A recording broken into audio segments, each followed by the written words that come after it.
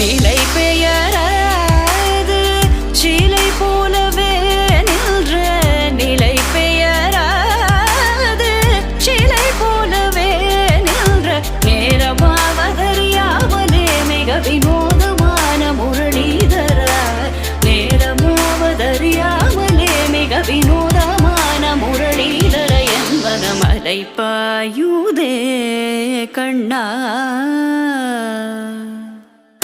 பாயுதே கண்ணா